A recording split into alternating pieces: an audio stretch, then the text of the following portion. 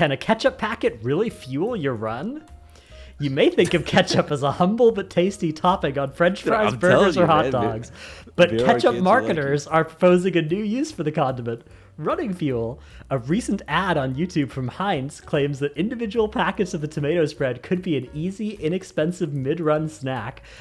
Yep. All right, welcome to episode 26 of the PoddyC. This week, we have had MoP has kind of gone. There's been like 7 hotfixes. Imagine if you told somebody a week ago, MoP came out and there was the frog farm, and then they had to nerf that frog farm, and then there was the Horde Dalaran farm, but they nerfed that, and there was the goat farm, but they nerfed that, and there was the gate reset farm, which there was some controversy about. Was that exploiting or was that not? And then they got around to nerfing the Dalaran farm for the Alliance as well, and the Heart of Fear reset trash farm. It's been crazy. The state of MoP Remix is a little bit of a...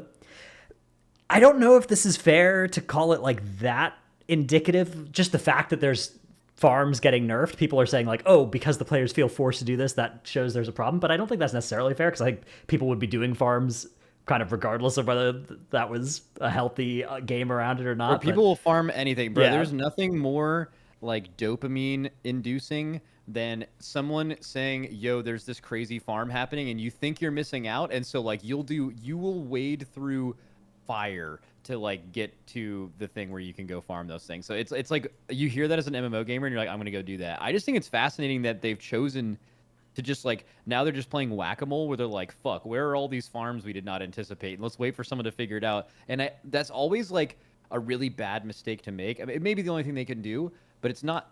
It feels like it's like, oh, Blizzard doesn't want us to have fun, because doing the farming is fun when it's there, but also it's like completely throws everything off balance. Like, as far as I can tell, for I think a couple of you guys did MoP Remix a little bit, you get like a super powerful cloak. That's what it is, right? It was like super OP for cloak upgrades, which you would normally have to spend bronze on to get, but now those people can just spend their bronze on all the mounts and stuff. Like the same resource upgrades your gear, and it also gives you all the collectibles and cosmetics and stuff. So I guess people feel like they missed out. It's kind of like the Skarn thing. You know how they fix Skarn in the middle of the week and a bunch of people feel left out? As far as I can tell, if you miss the frog farm, you are like cooked. And everyone's been trying to make it back, and every time they get close, they just nerf it again.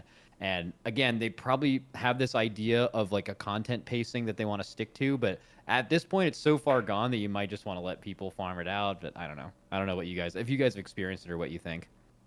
Yeah, it's actually so fucked, because I mean, it's the scaling of the raid that's like really bad, right? Because people are just unable to do the content, or they're doing the content and they're just a complete passenger, because you have people who are doing literally 10 to 20 times the amount of damage, and they're literally unkillable. Everyone else is just dying to the mechanics. In fact, I was even watching, I think it was Gingy's stream, where he didn't farm his cloak as hard as some of his fellow guildies. And when they were doing the raid, like a Siege of Horgrim or something, a mechanic would go out, and anyone who didn't have their cloak upgraded would just explode. Like, they're just dead, they're just gone, they're just sitting on the floor, and the ones who did farm the frogs were basically just carrying them. It was like signing up to LFR, and you just have a couple of people doing all the jobs.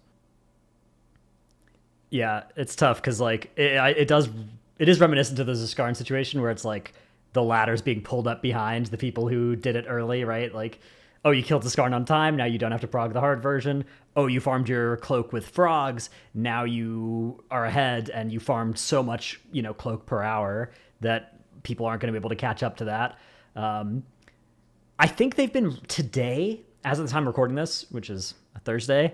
I don't know when Frank will get around to editing and uploading this, so this might be very outdated information. But as of today of recording this, they added a bunch of new bronze and threads to some daily activities, right? Like daily heroic, daily scenarios, the bronze orbs that are basically you can fly through the zones and collect them. And I think that's a good start. But I think what they really should make sure they do is that it should become feasible to become as powerful as the frog farmers got from 16 hours of frogging, from, like 30 hours or 16 hours or 20 hours, like some similar amount of time spent doing whatever Blizzard wants to incentivize. At this point, they can choose however they want to apply that, whatever they want the best way to get farmed to be. But it should be something where you can have a hope of becoming competitive with the people who did the frogs, rather than MoP being a forever a kind of frog people carrying the non-frog people. There's also a side thing that's happening in MoP of level 10s carrying level 70s, because level 10 scaling is bricked as well, which is also really funny. So yeah, I saw a screenshot on Twitter.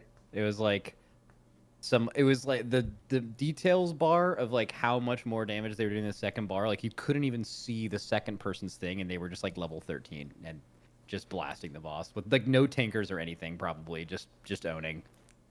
Yeah, just goofy scaling. Yeah, this whole MoP situation is so weird because like this was not the MoP remix I was expecting after testing PTR and like it wasn't like this on PTR, right? Yeah, it wasn't like this. Yeah, it was completely different.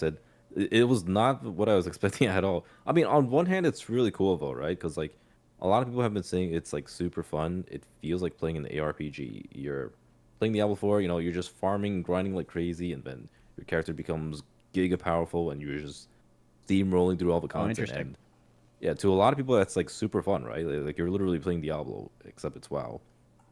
But it's just like it's such a weird experience. I'm not used to it, and I was kind of disappointed because I kind of wanted to play this sort of as like a way to experience MoP, as I've mentioned in the previous episodes, but that it's entirely not bad. Which I mean, it's not a bad thing. I mean, I think this is like still really cool, but I kind of missed out on the train, and I haven't really been playing. Yeah, I mean, there will be MoP Classic in a year or something that'll give you that experience, which I think is also good. I actually think it makes a lot of sense to have it be more divergent from the actual MoP experience in this sort of remix thing. And I do think landing on the ARPG, experience makes a lot of sense too. Although for me personally, the fact that it scratches a similar itch to an ARPG has caused me to not log into MoP Remix because D4 has been out and I've wanted to play that instead for the past week. So I've because it's the same sort of thing, because it's the same sort of dopamine. I've been just playing D4, but now I hit level 100 in D4. My first ever character to hit level 100. Oh, really? What did you play? I played a Bleed Barbarian. Oh, okay. Which was kind of cool. Yeah, I just picked a bunch of the Bleed stuff and found a unique sword that was pretty cool for it. And I was actively trying to not do any guide following stuff or play any of the meta builds or something. Although as I was hitting level 100, some of the people there was some good Bleed build that was going out now, but I only made it 40 pits deep or something, and was getting owned. Like I would have had to make my build a lot better to go deeper. I played Diablo all the way up until I think last night. I think I'm done. I pushed the pit pretty high. But I did those 3 16-hour days as we talked about. I think it was on our last podcast. And then I just was okay, I'm done. And then I actually found myself gravitating back towards playing it for another 4 or 5 days. And that was pretty nice. So yeah, Diablo definitely owns. But I actually was wondering about that. So the content cadence recently, I wonder if we don't have these numbers. Maybe we can kind of guess by Twitch viewership moving around. Maybe again, I've been totally disconnected from that. I've been barely even streaming. But I wonder if Blizzard will go back and think maybe we released a few of these things too close. Specifically Diablo MoP Remix Cata. I think they have to, right? Because have a lot. Yeah, they have to have a lot of crossover. I don't know about the feeling FOMO, but I just wonder player counts. If they feel people are overwhelmed. I felt overwhelmed. Oh, 100%. No, yeah, that's been the talk for this entire week. Really, I feel like, and it's not just us. It's a lot of players are feeling this way. Where there's just so much going on right now. And it kind of feels bad too, because retail right now is so dead. Oh my god, I've never seen retail. Is it really? Oh, yeah, it is by far the most dead I've ever seen. Even more than Season 2 Shadowlands. Yes, even more. Dude, dead no than way. That. There's no way. So I don't know, dead. man. At least in my local microcosm of the game, there's been a lot of retail happening among my guildies and stuff. It's kind of been a guilty pleasure of mine. Wait, really? You're logged in and done keys. I'm surprised if you're not on day 5 or week 5 of season 4. And there's MoP Remix and D4, both of which I kind of want to play. And Cataclysm's not for me, but it is for a lot of my guildies. A lot of them are on MoP Remix. A couple of them are on Cata.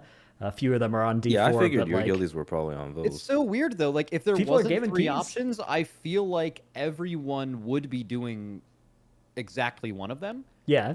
Like, you know how, like, when Plunderstorm was out in his limited time, and I don't know how this limited time take will age, because I would actually, like, log into Plunderstorm right now if it was available to be logged into.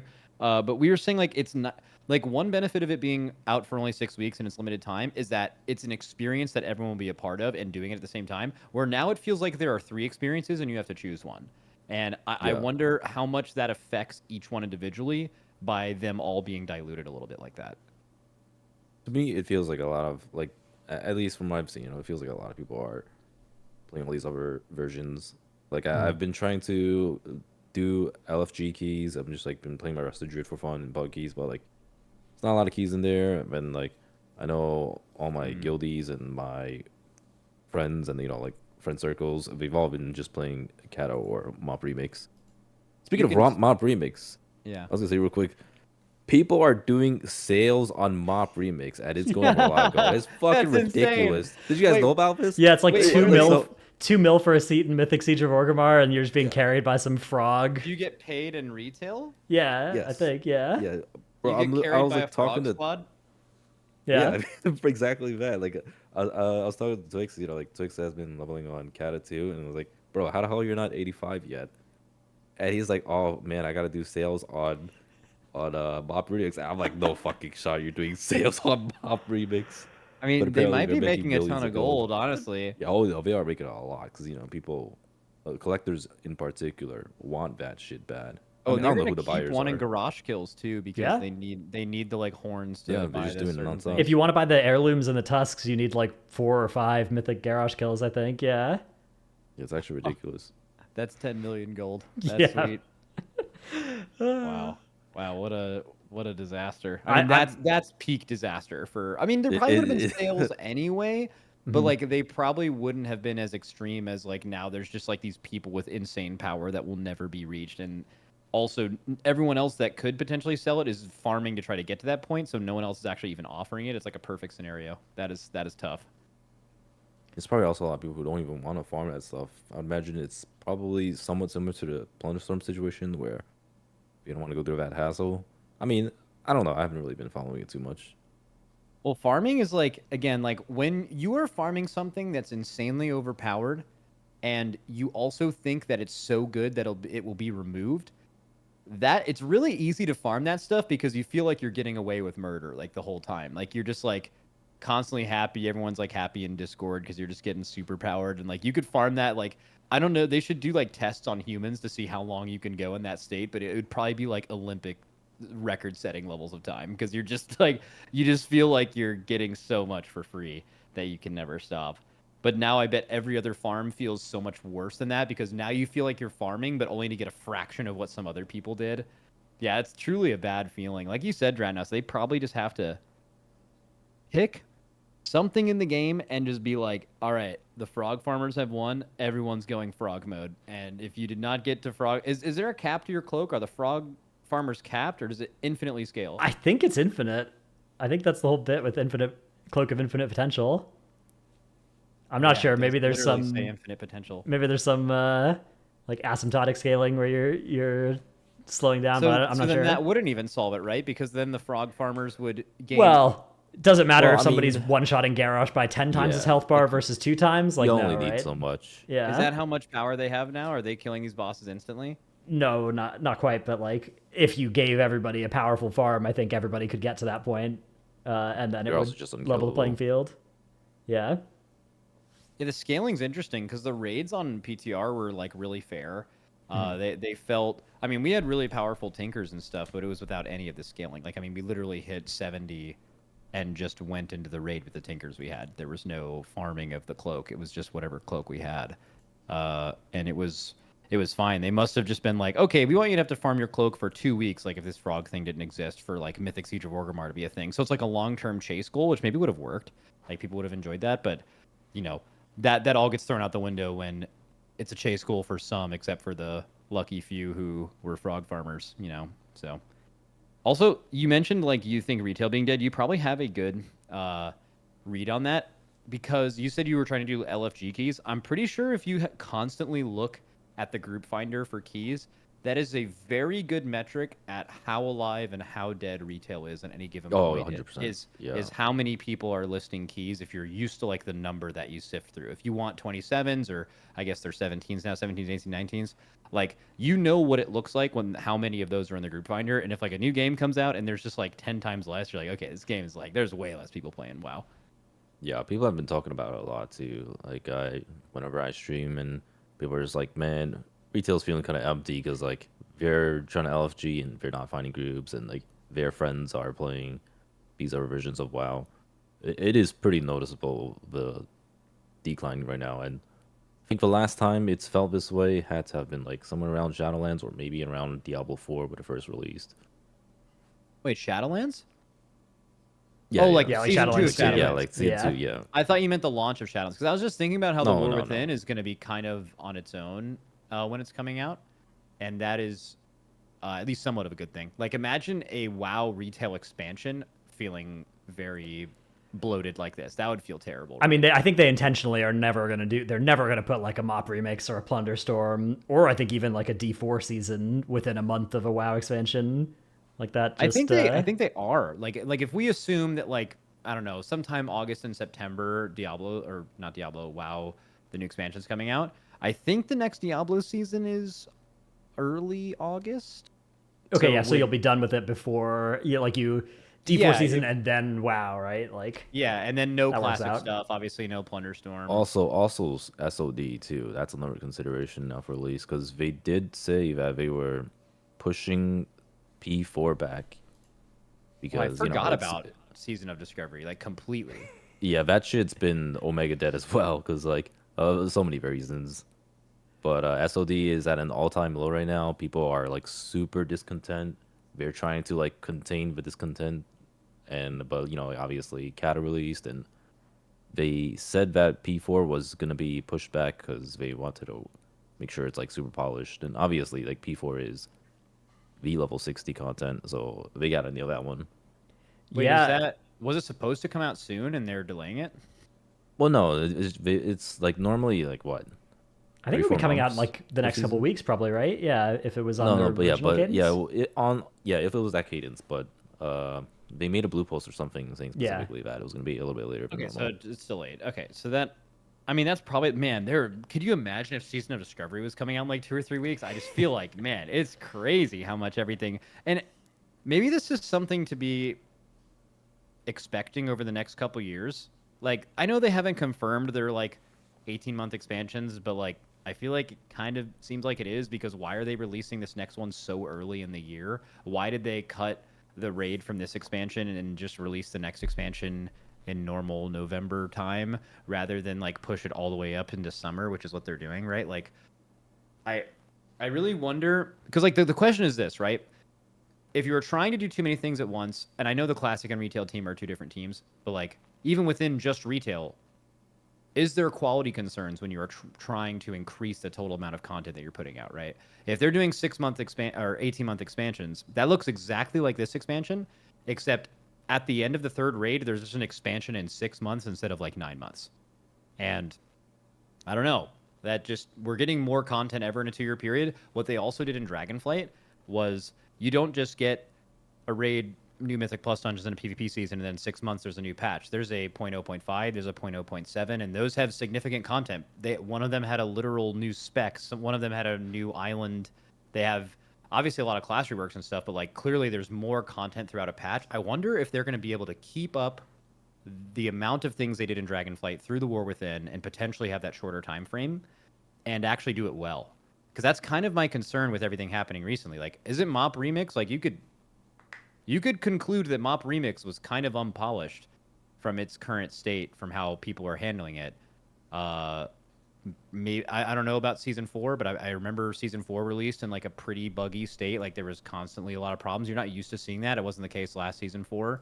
I have no idea about Cata, but like, I don't know. Does any of that ring true to you guys? Is that a concern you all have? Yeah, definitely, yeah. The MoP one in particular, like, obviously the frog farm thing has caused kind of structural damage to the ecosystem of the game.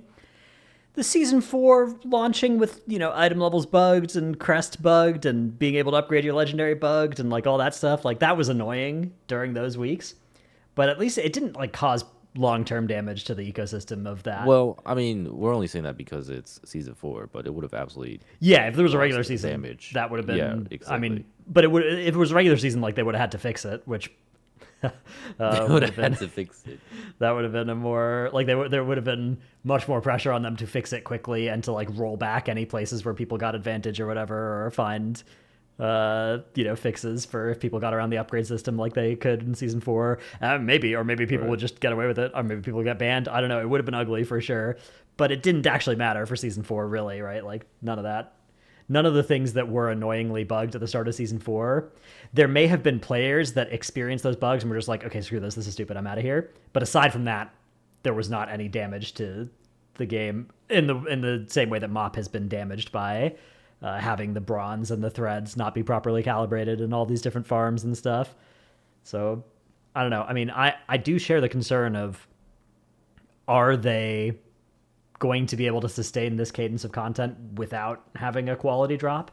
But I think it's one of those things where if you're not like one of the people working there, it's pretty hard to speculate on like whether things are going to be polished or unpolished. Like the factors that go into that seem like there's just a lot of stuff that we aren't going to know about. That we don't know how many people it took to make MoP Remix. We don't know how many people it took to make this last season 4. So like it could be literally hundreds of less people for each one of those things than goes into a WoW season, a regular WoW season. So yeah, who knows? It's just just something I was thinking about, because this is just from an outsider's perspective. I've actually not done any of these things. So I've just focused and honed in on what people, you guys, and other people I've heard on my stream have been saying about the games, which I guess is probably always going to lean negative, because usually people aren't just going to be like, this is great or this is average. It's like when you look at reviews at a leasing complex for apartments, right? Like it's only going to be the people who have a really awful experience that ever leave a review on that thing. So like maybe it's just that. It's just, it seems like the overall quality level has been low, but maybe they gave a few small teams an opportunity to make some things that overall would have been good. I mean, we would agree with that, right? Like, is Plunderstorm MoP Remix existing at all better than everyone else is working on the expansion and then we just have season 4? I think the answer to that is yes, right? Like it's just better to have those things, even if it meant a small amount of people worked on them. I'm just interested to see how much that took away from the expansion. We'll find out. I mean, my only major gripe is it's been kind of diluting the player base a little bit. Well, maybe like fracturing the player base a little bit, which feels pretty bad if you're like one of the persons who are enjoying one type of content. Like for me, obviously, I've been talking about season 4. Like obviously, a lot of people haven't cared about season 4 much, but I've actually been enjoying season 4 a lot. I don't know if it's just because of like the quicker gearing, the bullion system, or just the classes I'm playing. But it does feel kind of bad not being able to play season 4 as much as I would like to, just because everyone's kind of doing everything else. Did you say Bullion system? Yeah. What is that? Is that what are Bullion? What do you mean? The dinars? Oh, that's the new dinars are called? Dude, you know what's making me think of? Bit? No. I thought he was going after your pronunciation. My guild's been calling them bouillon, but yeah, it's bullion. No. Bouillon. No, this is not a bit. Bouillon. I have literally no idea. Yeah. No, they're great. God damn it. Well, no, because the reason I was thinking about that is it's like bouillon cubes, right? Like the the small like. I mean, that's how it's spelled, isn't it? That would flavor pots of soup. Bullion. Okay. Dratnos, is that how it's spelled? It's spelled Bullion, which refers to physical gold and silver of high purity that's often kept in the form of bars, ingots, or coins. Bullion can sometimes be considered legal tender and is often held as reserves by central banks or held by institutional investors. So that's some good information. I know Skarsgård made this word, by the way. I'm positive that he did. He would make this word and like just love to tell you about how he knew bullion was like some kind of currency. But how close is that to the flavoring soup thing? That's different. So that's Bullion, Bouillon. Oh, okay. Which is a simple broth, Dude. for instance, or a Haitian soup. My freshman year college roommate did not leave his apartment or did not leave our dorm the entire year to go to class. His dad was a professor. and he just like stayed there. He played Dragon. It was a Dragon Age game. I won't. Did you guys play any of the Dragon Age games? Oh yeah, dude, Dragon Age Origins. That game's really good. That's the one, Dragon Age Origins. He played Dragon Age Origins literally every day. He had an elf name for himself. He was super into it. Hell yeah. Oh, he's a nerd for sure. He ate bouillon cubes, straight up, just eat them. That's good. Like I'd like at least a couple times a week. I've never seen anything like it. Anyways, I thought I would. I don't even know what to to expect. Like, what is that even supposed to taste like? It's probably an explosion of flavor and sodium in your mouth that you're not supposed to feel. Like, so in a way, it is kind of a crazy feeling because like it's like illegal. It's like doing drugs. Like you're not supposed to eat a bouillon cube. So you're like probably one of the drinking only ketchup. people who knows. Were you guys ketchup drinkers? What? Dude, I knew a lot of kids who were ketchup drinkers. You guys didn't. Like just straight up drink ketchup? Yeah, Like yeah, they would just pop open a bottle of Heinz and just Yeah, like yeah, just like, chug some shove that shit in ketchup? their No, mouth. I've never heard of Really? that. I'm looking this up. I'm gonna be on a list now, but there are Googling actually ketchup kids drinkers. who drink ketchup. That I mean, can't that's be good. Pikachu used to drink ketchup too. Reddit Like the Pokemon? number one thread: drinking ketchup is delicious. That is fucking insane. Yeah, yeah, I do. It Kids is who do in that. r/unpopular opinion, which is pretty on. Yeah, I mean it is quite unpopular. That's insane. Dude, you know what's also crazy? Speaking of stuff people did when they were kids, in my public school, where like we had breakfast in the morning, because they'd send us there extra early because our parents were like at work or some shit, and they would have cereal, and like they would run out of milk, and like kids would either use chocolate milk for their cereal or water. Both things that I think should be illegal. If Wait, eating what's wrong with cereal chocolate milk? I feel like chocolate milk's not that bad. with cereal, like maybe certain cereal, be but that like, bad. Yeah. like Cookie Crisp or some shit. Dude, if any Europeans are listening to this, they're like, yeah, we have cereals that was literally just cookies, but like we ate that in the morning. But like, no, no, I feel like for most, like chocolate milk would be awful with cereal. Yeah, Right? dude, I've imagine you actually pair it never with like tried. you pair it with like Apple Jacks or some other fruit cereal. It's just chocolate fruit. Yeah, it doesn't work. I feel like might still not be that bad. Maybe I'm crazy. Okay, but Lucky okay, sure, Charms. whatever. I'd have to But try it water, first. water's tough. Like water with cereal is not ideal. That is not Yeah, that is not a like good place to THC be. behavior right there. Yeah. Yeah, it's whenever that happens, it's like, oh, I should have done something in the past couple of days to avoid needing to be eating the cereal with water. If I go Yeah, or for a just have it long walk separate. and I'm really thirsty, when I get back, I pour myself a cold glass of ketchup. It is just as refreshing as water, but has that delicious sweet flavor. Also, I have come to realize that it is really unhealthy to do this every day, so I only drink ketchup every once in a while, almost how normal people drink soda. That's a ketchup that is- connoisseur right there. That is the byline of this. Okay, this it's Reddit probably post. if you were gonna drink ketchup, doing it after a long walk is probably the best way to do it, right? Like, that's probably good. You know? Why? Well, it's like, Like- it's probably decent electrolytes in that. Let's see. How much Does ketchup of ketchup have is water? electrolytes? Yeah, ketchup provides figure out which electrolytes in the form of sodium. It also has a decent amount of water content. I'm starting to convince myself this might be nice. Yeah. Yeah, you might as well try it. I mean, give it a shot. Wait, okay, so Dorki, shot when of you ketchup. said I knew a lot of kids that drank ketchup, you definitely Well, I know a meant lot of you, kids, right? but I definitely no. I don't actually don't. Because like I ketchup. definitely I was- know you definitely don't know a lot of people that drank ketchup because this seems very unique, which means No, it I has mean, to be like my friend wants. The to know reason why something. it stands out for me is because like I actually like despise ketchup. Like whenever I eat fries, I hate having ketchup with fries. You can't be a and, ketchup drinker because you don't even like ketchup at all. I see. Yeah, like I actually would not want ketchup almost ever. I found an article here that says, "Can a ketchup packet really fuel your run?" You may think of ketchup as a humble but tasty topping on French fries, I'm telling burgers, or you, hot man, dogs. But there are ketchup kids who like it. marketers are proposing a new use for the condiment: running fuel. A recent ad on YouTube from Heinz claims that individual packets of the tomato spread could be an easy, inexpensive mid-run snack. Yep. I'm telling But you, just there are like more I ketchup feel like drinkers that's than you might nasty. think. Like opening up a ketchup packet and just like slurping that shit that just sounds awful. Well, Heinz's recent commercial claims that runners everywhere are using Heinz ketchup on their runs, so... you Wait, know. they tried to advertise Jot that it? down. Yeah, the advertisers. There were Reddit threads, I guess, that they've yoinked some of these claims from. This is good. It has carbohydrates in it, which are good for keeping runners going. You know? That's pretty good. Yeah, I mean it's just sugar. Yeah. All right. That's some fucking nonsense. Okay, at least it's better than mustard though. That would be. Can you imagine if someone was slurping yellow mustard out on Dude, a nice. Imagine a warm summer's day. You get home. You're sweating. It's been a long day at work. You crack open a crispy, ice cold glass of mustard. I'm sorry. I hate that, but I need you to see what I just Googled. I Googled drinking mustard, and this is what popped up. I'm putting it in Discord, and Frank can put it on. It's in the general channel. I know. We'll do it in episode whatever talking points. All right. Bro, the very first thing that popped up is how much mustard would you need to drink in order to die? That is insane. All right. Yeah. No, it's drinkable. It's good to know. That's good. Yeah.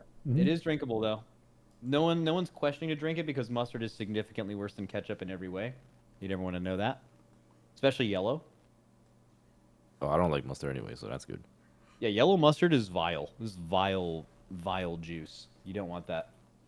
I think ketchup goes on more stuff. Like if I had to choose things to put condiments on, I would choose ketchup for more things. But the things that mustard goes on well, like I think a hot dog with ketchup and mustard, like that, the mustard is doing some good work there. I don't know. Okay, I also There's think some sandwiches as well.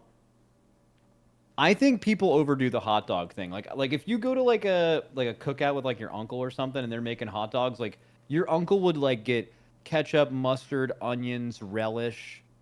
They're just doing way too much. I don't think there's a world where that's actually right. Like they just convinced themselves at some point when they were younger that having that much debris on their hot dog would make it more palatable, and there's just no way that's true.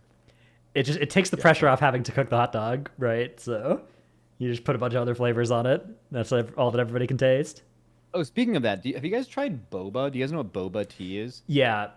Yeah, of course, yeah. I live in the great state of California. I'm very familiar with the concept, but same with New York here. It's I would say the tapioca balls, I can't. It's too weird, too icky.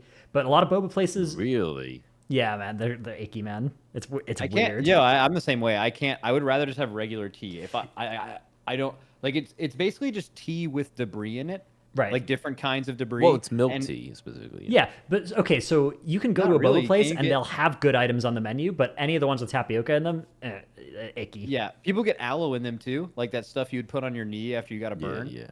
They have like that jelly. as cubes in there. Yeah. Basically, boba sucks. I think that's what I'm getting at here. Damn. Just drink regular tea.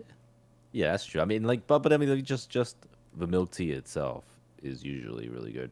But it's not just milk tea. You can get boba with like any, like if you go to a boba place in California, there's like a milk tea section, there's a regular tea section, there's like all kinds of tea. Yeah.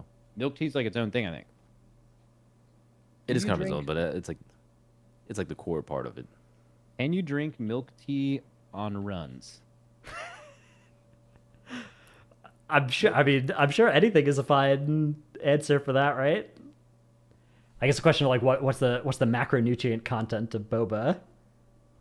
That can't be good. Oh, it is not healthy. Yeah. Wait, did you say you like the tapioca things, Dorki? Yeah. Oh God. As fuck. Well, I mean, I don't really care too much about the tapioca, to be honest. It's mostly the milk tea that I enjoy. Yeah. Okay. It looks like it's got a lot of carbs in it. Okay, yeah. I mean, I'm sure you could use this as fuel for. It's probably better than the ketchup packets. Maybe not. I'm not sure. I think almost everything is better than ketchup packets. Like, yeah, I guess this is maybe not a good benchmark to be using to compare against. Like they literally make, like were people arguing that you do this in marathons? Like there are companies that make things that are specifically quick digestible and give you carb fast for things. Like there's no way that just like a Heinz packet. Well, I think the idea is that a lot of those will be like gels, and so I think that's the comparison where people are like, "Oh, this is like that," because it's like basically a little gel packet thing, you know? No, that actually makes sense. But it's tastier, probably, right? Ketchup's tasty. I don't know. Can you imagine like someone is like really fit and they're like just doing like a nice run. They're like clearly deep into it, and they just reach into their pocket and they're just like stumbling over the amount of ketchup packets they have, and they pull one out. That would just be I'd never forget that for the rest of my life. I feel like if I was a reasonably good marathon runner, I would take a hit to my performance to just see the looks on people's faces when I pulled out the ketchup packets instead of, a reasonable running gel thing or whatever. Dude, this is super random, but did you see that like Kai Cenat clip from earlier where Kevin Hart was on his stream? Oh yeah, I was watching your stream earlier, dude. That was some. I didn't see this. What happened in the clip? Kai Cenat. Okay, so like someone gifted a bunch of subs to him, and Kevin Hart didn't know what gifting was. He was like, "Why are you calling out gift? Like, what are they gifting?" And he's like, "I just gifted a bunch of people some ads in this. This guy gifted 100 people not getting ads in my channel, and Kevin Hart thought it was a bad thing." So he started calling that guy an asshole. I've just been thinking about it all night. That is some boomer shit. And then you had to like convince him. He was like, "Nah, dude, it's good, it's good, it's good." And then he made fun of T-Pain for not gifting as much as another guy. That guy's got the ultimate streaming hack. He knows what he's doing. Yeah, I mean, he's got mad celebrities on. It's actually pretty crazy. Yeah, he's turned streaming into like. So I'm assuming why Kevin Hart is on there is he's promoting his new movie. I think he's doing the Borderlands movie, right? Want to say? Like the Borderlands game has a movie? Yeah, it's coming out sometime soon, and I think he's in it.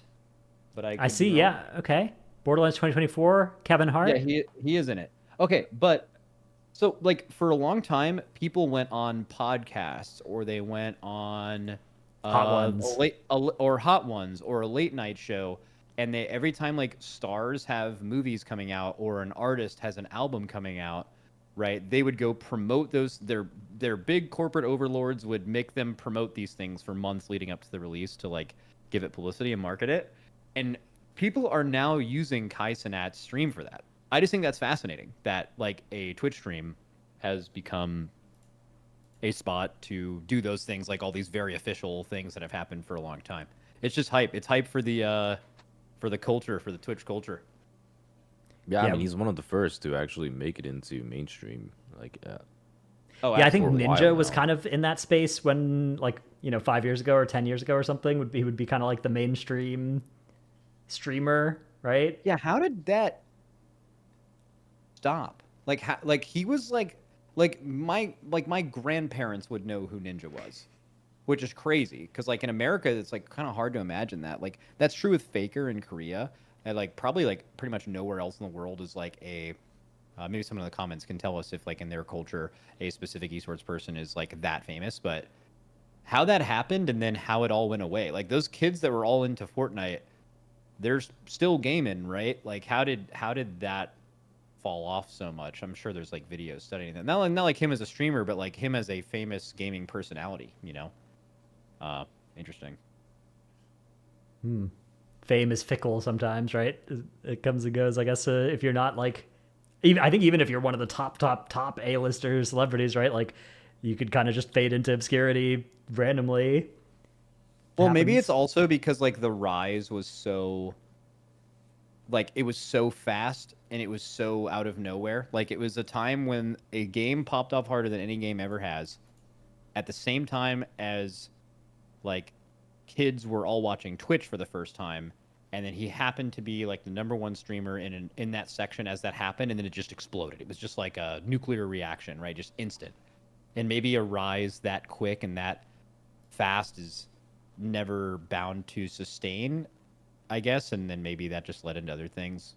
But yeah, I'm not sure. Crazy to think about. But basically, Kai Cenat is like that now for that culture. He is like everything. He gets referenced in like that entire like Drake and Kendrick beef that just happened. Like it was basically people were wondering how like Kai Cenat or Academics or any of those dudes were like reacting on their streams. And I'm like, dude, we've never been so back as streamers, even though that's like totally has nothing to do with us. It's just cool. Yeah.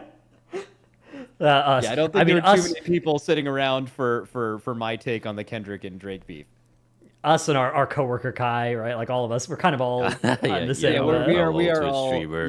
Yeah. This is like when Dorki, when you and I were signed to Golden Guardians, and Steph Curry was our coworker, right? It's all basically the same kind of. Like Kevin Hart had to choose between either one of our streams or Kai Cenat. I feel like it could. I was busy that day. Yeah, I'm sorry. Yeah. I had to turn him down. It was tough. All right. What other stuff we got? We firmly off topic from WoW now. I wonder if we have anything more. Was there anything WoW related that was even like kind of happening the last week? I guess the last Cataclysm came out. That was a pretty. We haven't talked about Cat yet. Yeah, let's have our resident cat about Cataclysm. Cata, Oh, because yeah, I Dorky's love the a cat in Cataclysm. yeah, Dorky's a cat. That's yeah, the bit. yeah. Go ahead, Dorky. Dude, it's been such a culture shock because, like, so I haven't played any of the classics. Well, I mean, I dabbled in classic, but like, not really actually played them. And so I actually leveled the character to 85, and I got to experience all of Kata, and the game feels so much like retail. It's so weird. Like, I mean, this is literally the beginning of retail, right? Like, Kata is more It is. retail than it is classic. Like MoP And Talents was like another step in that direction, but Kata is the yeah, first time that like base retail, and Kata also has the first raid boss that kind of it's not coming out yet, that like birthed what current mythic rating is and has been for like 10 years. It all happened just in the Kata. gameplay too. Like the gameplay is much more similar to retail, and I was kind of surprised because like a lot of the things feel very much the same. Like you look at Boomkin, for example. Boomkin is still what it is. Like, all right, what is Boomkin good at? Well, I mean, it's good at multi-donning, it's good at AoE, and it kind of sucks at single target, and it gives you, Market Wild and Are you Champion playing Boomkin? raid movement. I'm just playing Druid in general. I've been playing a lot of Feral, but Druid Dude, kind of stinks. Not gonna lie. wait, Dude. really? I should have played DK. No, I Yeah. think Druid's good. I think you're gonna like Druid. So Druid isn't like super OP in Firelands or Dragon Soul, but Feral is really OP for one of the end bosses in Tier 11, which I'm sure you know about. And this is gonna be super random, and I wonder if anyone in the comments will like be able to reminisce with this. But RBGs were actually really fun in Kata, and I don't know if that's because it was 10 years ago, 12 years ago, or if that's because they were actually more fun then. But I remember being a Moonkin in RBGs and that being the most fun thing ever, with the Dragon Soul trinket that like your dots like procced it or something. I don't remember what it was, but if you could got like a full set of daughters and did RBGs, I swear that was maybe some of the most fun I've ever had in WoW. I hope you get to do that as Druid. Yeah, I was thinking about playing it for PvP, but like for PvE, apparently it kind of stinks, which feels kind of bad. But yeah, there are like so many quality of life things that I didn't realize were absolutely awful in Classic, and I wish Classic had. Like, Wait, sorry, I didn't. is Kata your first Classic expansion? I mean, it depends on what you mean. So like, I played TBC like when it was original, well back like what was it like 16 years ago or however many years ago, but that was like the last time Yeah, like, but this is the first time you're playing A like classic, yeah. WoW Classic. yeah.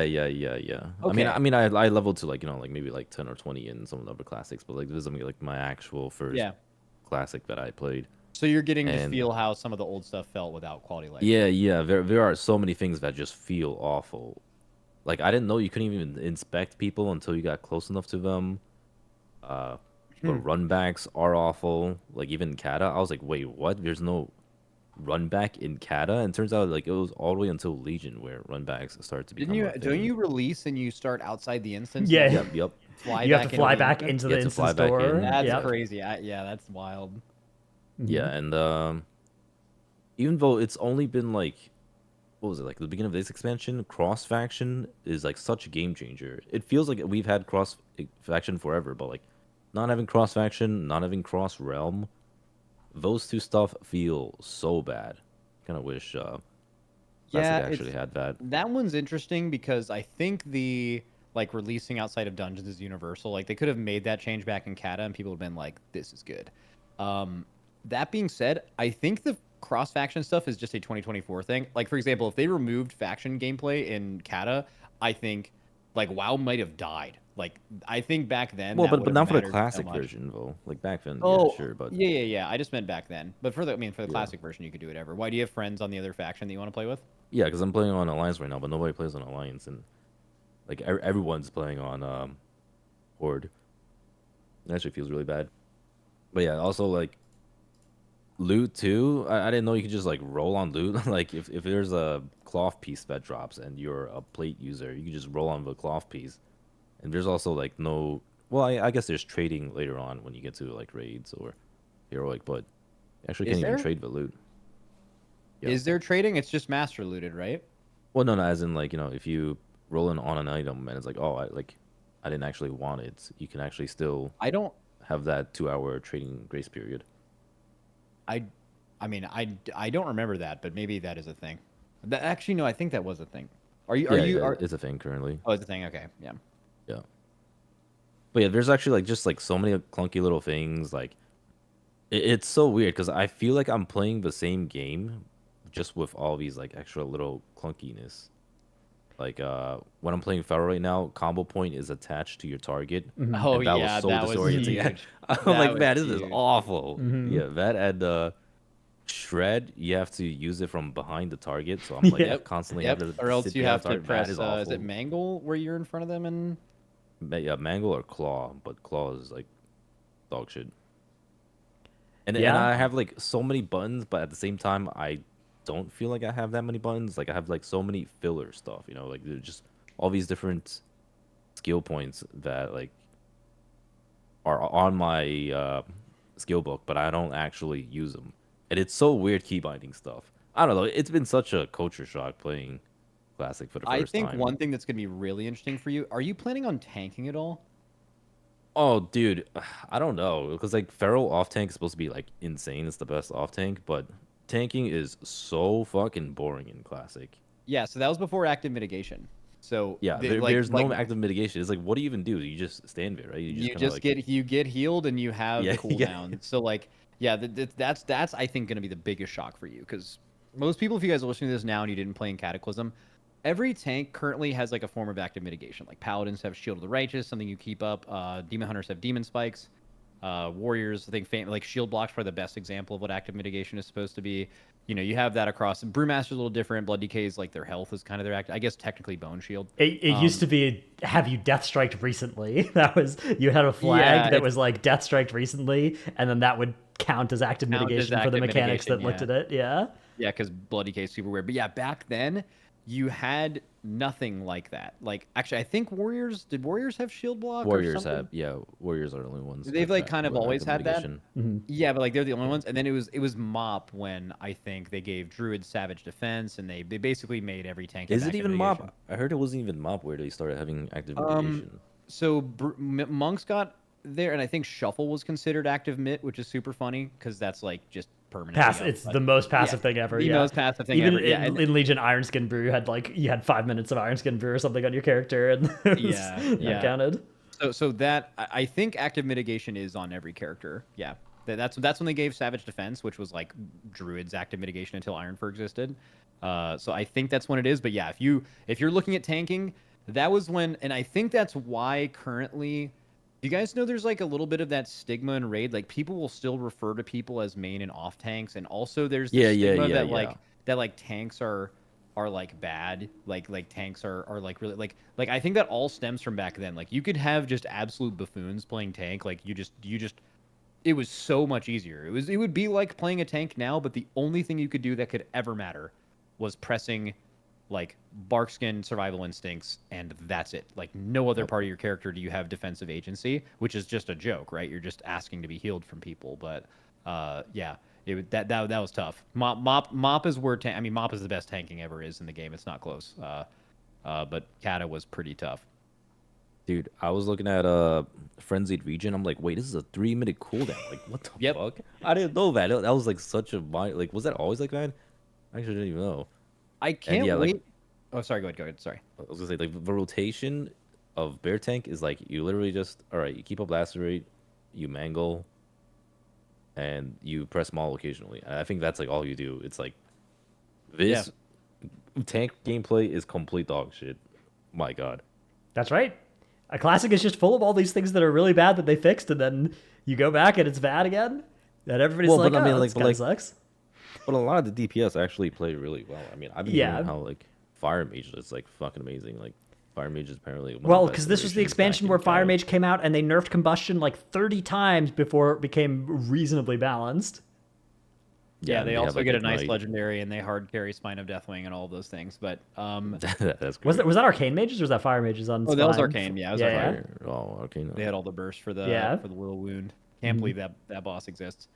If that boss came out today, we would have so many rants about it on this and every other show. It'd be so good. They also just made this Deathwing is following the Lich King, right? Mm-hmm. Lich King, probably one of the best gaming antagonists of all time, right? And then it's followed by this massive dragon, And when you finally get to fight this thing at the end of the expansion, you're just killing plates off of his back. And it's a really hard fight. Like, it took a long time to kill this fight. It's really hard and really unintuitive. Like, the only way to kill it was having a tank kite around like 100 blobs, or and if they ever touched him or anyone else, you would instantly die. So like, that was tough. And then you get to Madness of Deathwing, and then that's on its hardest version was killed in like 30 minutes. So I mean, just awful. I'm really interested to see how. I think you'll like some of the raid fights though, Dorki. I would bet that you're going to really enjoy Firelands. I think Firelands is like one of the best raids ever in this game. Interested to see how you like Tier 11 too. Dude, I will say some of these dungeons have been a banger. Like, ooh, I'm surprised we didn't get some of these dungeons. Like Stonecore, I thought Stonecore was really good. I really enjoyed it. Lost City, Tovir, whatever. Called it. That was Dude, also didn't banger. I tell you that Lost City of Tolvir was a banger, and if they brought it back, it would be like unquestionably good? And I think you were like, "I'll believe it when I see it," or something like that. I mean, look, it's Cataclysm, right? Like, how it's just from fucking 12 years ago. How good could it possibly be? But yeah, I mean, it actually, yeah, there's some pretty good stuff. There's also, oh, dude, I got crazy nostalgia from Halls of, was it Reorigination or whatever? Oh god, like, yeah. I didn't know that was a dungeon, right? Like, I was like, wait, we've been here before. Wait, this is a fucking BFA dungeon. And that, like, blew my mind because, like, you know, we had to go there a lot during BFA. And I was, like, pogging out. I was like, yo, this, like, I'm getting crazy nostalgia that I've never felt before. And now I'm starting to understand how all the classic Andes feel, except it's only been, like, 4 years ago. It was, like, back in BFA when you had to do the quest. And I've done that quest line so many times where you had to, like, go into Halls of Reorigination and talk to Mother. And I didn't know that was a dungeon. I'm like, I was, like, so happy doing that dungeon. I like, man, I can't believe they brought. Right, you got BFA nostalgia Classic. from Cataclysmic. Yep. That is, you're probably one of a pretty insane. small set of people that did that. Yeah. That's good. It was mind blowing to me because like I didn't know that was a dungeon. Yeah, That that's was cool. so cool. Love it. But yeah, like, wait, so how hard have you been going? Have you been playing it all day, every day since it came out? no, I mean I've been playing it like on and off because like I'm still trying to like do live key stuff, but TGP I prac don't know, as well. yeah, but it's been enjoyable actually. Like I'd say the most satisfying thing is like how impactful your buttons feel. Remember how we had that episode with Now, and we asked him like, what did you enjoy about Classic? He was talking about like how in Wrath, buttons feel really good to press, and we were like, what the fuck are you talking about? But now I'm starting to understand it. Like, I don't know what it is. There's something super cathartic about like just hitting your buttons. Give me a button. What button do you mean? I mean, just like as feral. anything. Like, what's a button that just like feels... as feral. Like, you mean your whole rotation, like every button press feels like it has more weight? Is that what you mean? Yeah. Like just like going to a pack and just like literally just swiping. And that feels good? Yeah, it actually feels good. Like I don't know if it's because of like the numbers that pop up. Like maybe Frank can link a clip later, but like something about the numbers feel so goddamn good. Yeah, Frank loves that. So Yeah, send maybe you he guys can show some Fire Mage gameplay here, and then like some DPS Warrior, a little bit of that. Show some of the buttons being pressed. That could be good. Yeah, just in case they're different. Yeah. And I'm like I've been trying to like figure out what it is exactly about it that feels different, because I remember announcing this before and I'm like, oh, but like it's starting to kind of make sense. Like, cause like I think the last time I've really felt this way was BFA on Holy DK, where like, you know, you pull a bunch of mobs and then you got all your wounds up, you drop your D&D and you're just like exploding massive amounts of wounds. Like that felt really good.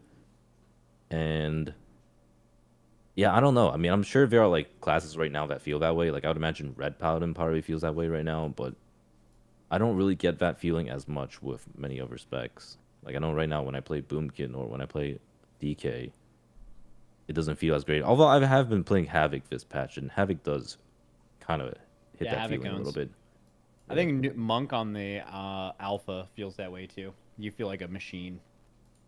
I think it's like, you know, having like those simple buttons that feel very impactful rather than just like a bunch of different abilities that you need to keep on cooldown.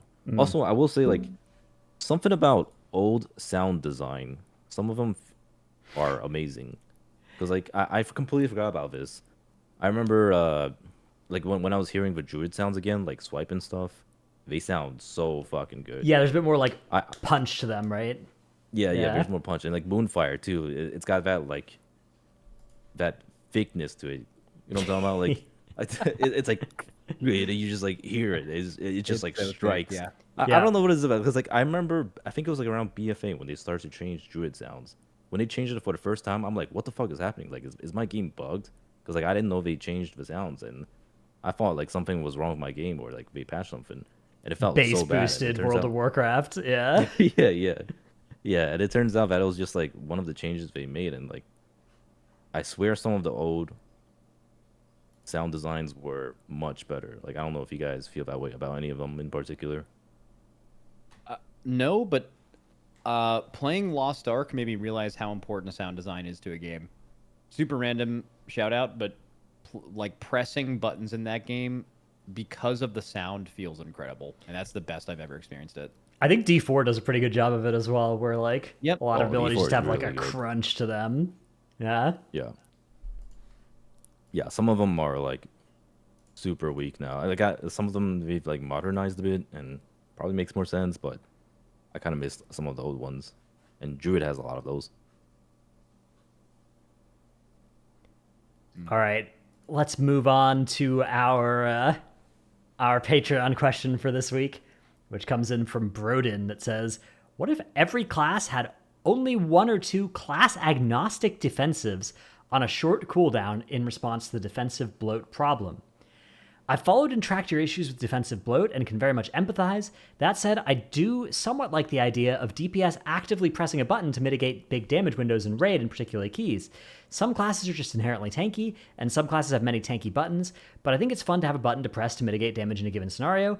The issue becomes when to time a key you need 3 defensives for this particular tyrannical boss, or you need another CD to pull this trash to make timer. Ignoring class diversity, I honestly wouldn't hate it if every spec had a flat % Fizz DR and a flat % Magic DR on a 1 minute CD each. No more. This class is immune, this class is MR, this class is Fizz resist, etc. Honestly, I wouldn't care if defensives in PvE became a summoner spell equivalents in League of Legends. They were class agnostic, so no longer living a key became a reason to bring a class. Maybe this is totally off base for raids, but when you can only bring 5 classes to a key, I think it could help a lot. What do you think of this, Cook?" This has got to be one of the top "they will never ever do this" things. Yeah, I was about to say, like from right? the very beginning of this, it was like, I mean, I don't even know if this would be a good idea, but like if you're thinking about Blizzard, like they care so much. The whole like class agnostic, who cares about theme or whatever. Like they want classes to have defensives that make sense for like that character's lore and shit. Like it's like so deep like that. This is so deep down the path of it'll never happen. Obviously, defensives are a huge issue. I think for keys too, I think another thing I'm on, besides just nerf the total amount of defensives in this game, is remove versatility. I actually don't think versatility has any place in the game whatsoever. I just, as an extra, I don't know if you replace it with something basic like multi-strike. It's like, oh, classes that have bad stats just play verse. But also, woohoo, you just passively take 20% reduced damage at all times. Like, that is an insane thing. Like, for certain content, and it's really hard to balance around it. So I just don't like versatility in PvE whatsoever. I think that's just as much of a problem as stuff like this. But yeah, they would never do it. I don't even know if it would necessarily be good. Maybe there's like a scenario where like you have something more active, kind of like Feint, where you're choosing between like part of your resource and it is more active, and you can make it so you're using it more actively to reduce certain damage events and stuff like that. I don't know, could kind of be cool. And for someone who's really gameplay oriented, you're usually never going to find me arguing like I don't give a shit about any of lore or theme or anything. Like I just want good gameplay. Like I'm down for some good gameplay like that, but that would just Blizzard, if there was a list of things you could put to where like how fast Blizzard would completely disregard an idea, this one would be almost near the top. I don't think that's completely out of the question though, because I mean, like, I look at interrupts, for example. Interrupts are basically class agnostic nowadays. Because, like, before, they didn't really have... Not everyone had an interrupt, or, like, interrupts were pretty darn different across classes. But they are kind of standard now, so...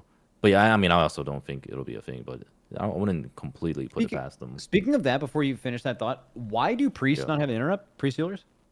Yeah, get owned, priests. It's got to be some PvP reason. I assume that there's just somebody at Blizzard that had the same thought of get owned priests. I mean, it has to be because of class trees and It's PvP, RMP 100%. being a PvP comp, and they're just like, that class can't have a silence. We cannot add a silence to this very famously good PvP comp. But it's just so weird in PvE that they don't have one. But yeah, only thought.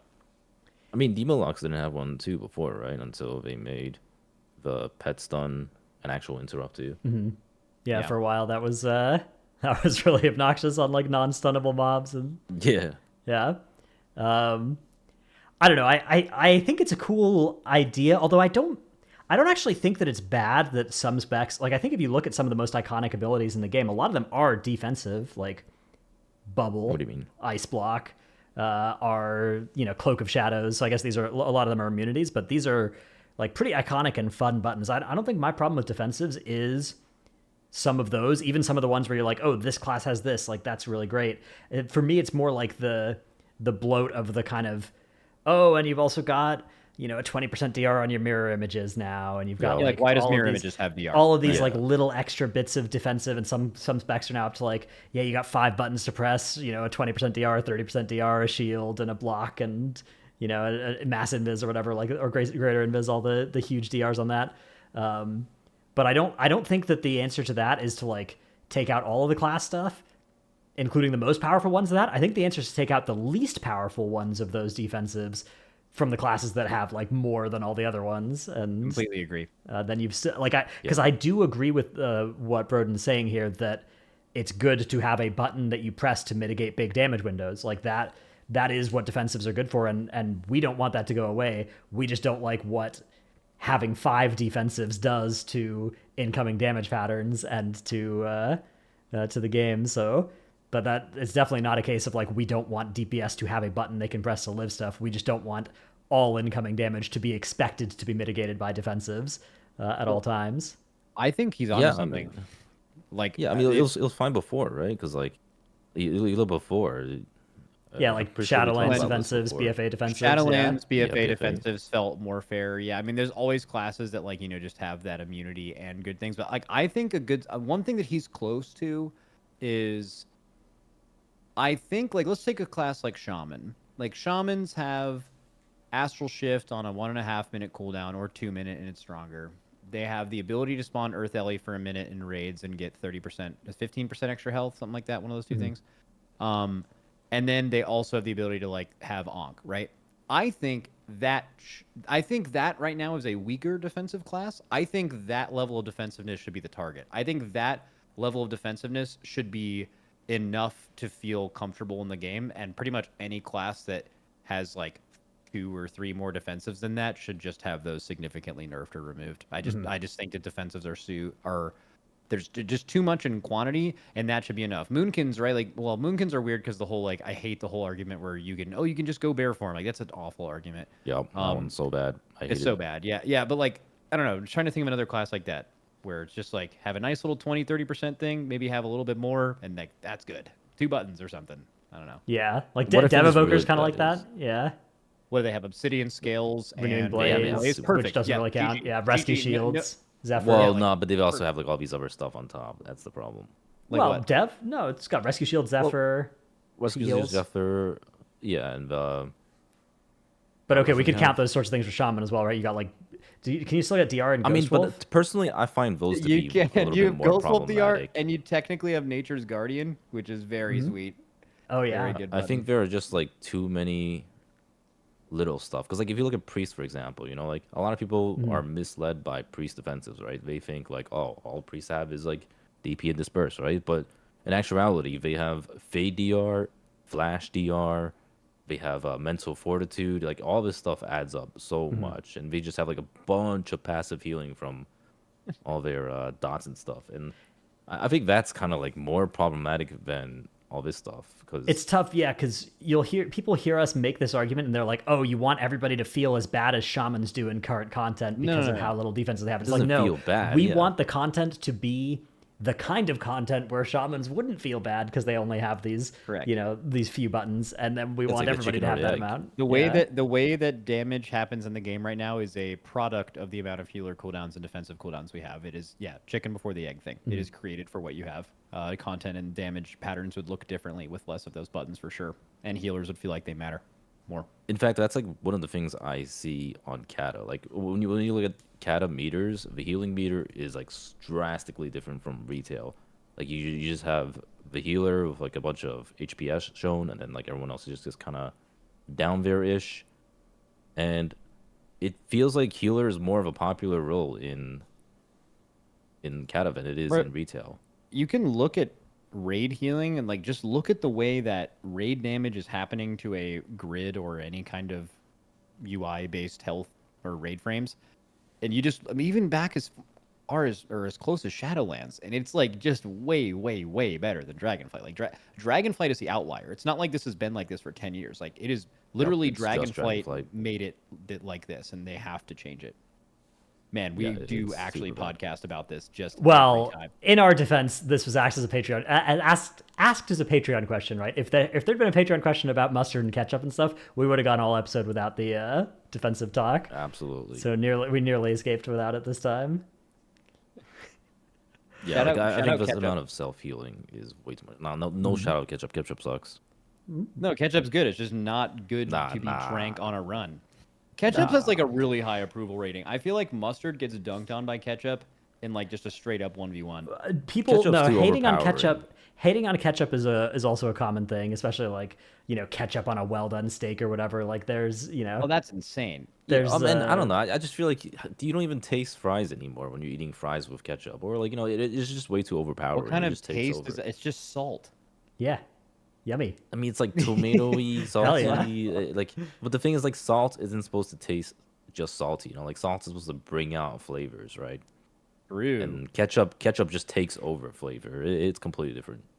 I would love to hear a Dorki cooking show where he talks about things. Dude, when he just said salt is meant to bring out the flavor in things, I got the whole pitch in my head. Wait, what's your favorite food? Like one singular food.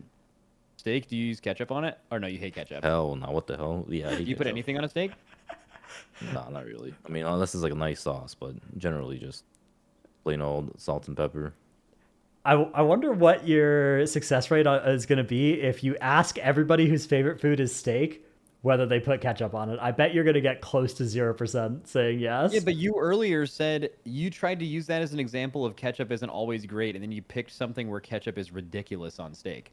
Well, no, that's one of the places where that's one of the ways that people like talk down on ketchup is like the people who put ketchup on steak, but like they're also talking down on ketchup just in general. Oh, speaking of the fries thing, have you guys tried dipping your fries in milkshakes? Oh, it's so good. It's good. Is it good? Oh, I've never tried but it's it. only good because milkshakes are good as hell. It seems like illegal and shouldn't. I mean, anything is good in the milkshake, honestly. Yeah, but I mean, I feel like fries and milkshakes a good combo. Salty. It's good. Yeah. I should try it. This is some unhealthy talk right here. That's right. Yeah. All right. I think it is about that time to say potty farewell to our good listeners here. Let us know in the comments what your favorite thing to put ketchup on is. It can't and steak is obviously not allowed. Yeah, let us know as well if they drink ketchup too. Surely they are. They're just ketchup drinkers. Don't tell them that. I didn't mention that on purpose because they're all just going to say they drink ketchup just for the bit. Yeah, well, or if you tried any of the recipes given in this episode, let us know how they went for you. If you tried the fries in the milkshake, or if you tried the ketchup packet on your run. Yeah, any professional runners. Yeah. All right. Poddy you later. Yep. Poddy bye. See you later.